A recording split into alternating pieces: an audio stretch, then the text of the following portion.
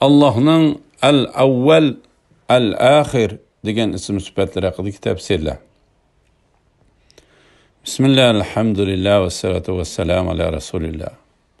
Assalamu alaykum va rahmatullohi va barakatuh. Tövende diqtinlağa Ustaz Abduvali Qari rahimahullohning Qur'on va sunnat nuri ostida Alloh subhanahu va taolaning go'zal ism sifatlarining qisqacha tafsirlari darsliklaridan Allohning al-avval, al-axir degan ism sifatlari haqidagi tafsirlarni o'qiymiz inshaalloh. A'udhu billahi minashshaytonirrojim. Allohning al-avval, al-axir degan ism sifatlari haqidagi tafsirlar. Allohning bu ism sifatlari Qur'onda bir qitimdan tilga ilingan. Ya'ni sura Hadid 3-oyatida tarjimasi Allohning ibtidosi yo'qdir. İntihası yo'qdir. Allah oshkoridir.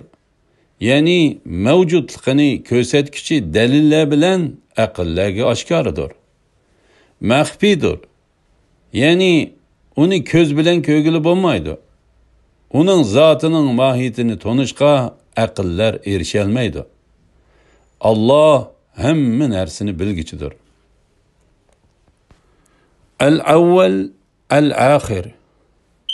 Al-avval azali zot demektir.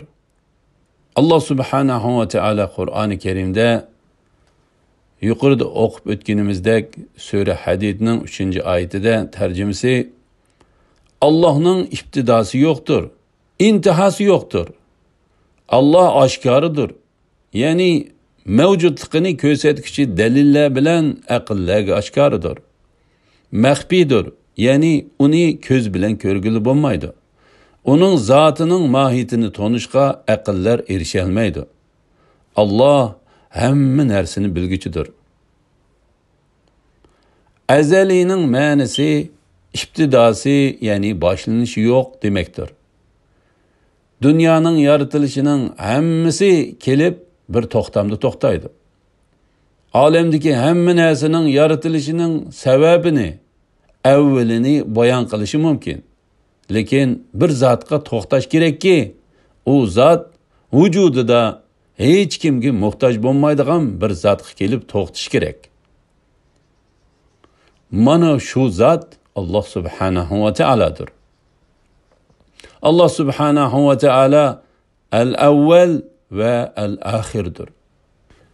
Ya'ni azali, ibtidosi yo'q bo'lgan va abadiy, intihası yo'q bo'lgan zotdir.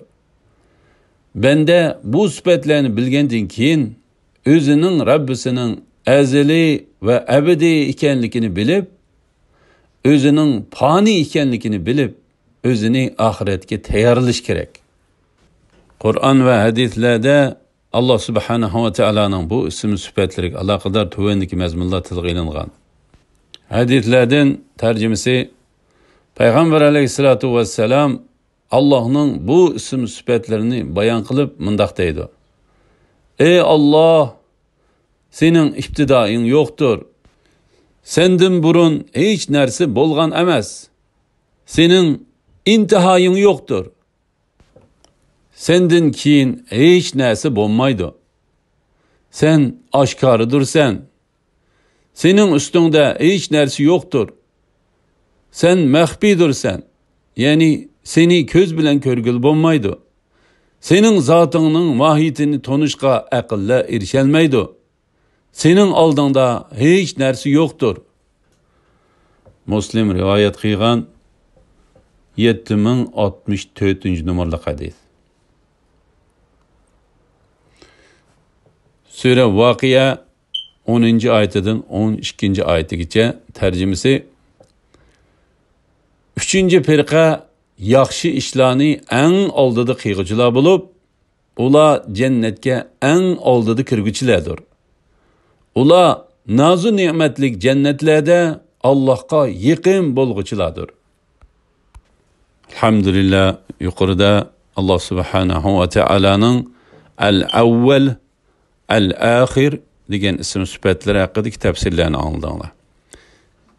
Kelir qitimda Alloh subhanahu va taolaning go'zal ism sifatlaridan az-zohir, al-batin degan ism sifatlarining tafsirlarini o'qiymiz inshaalloh. Va sallallohu ala Muhammad va ala alihi va sahbihi ajma'in. Assalomu alaykum va rahmatullohi va barakatuh.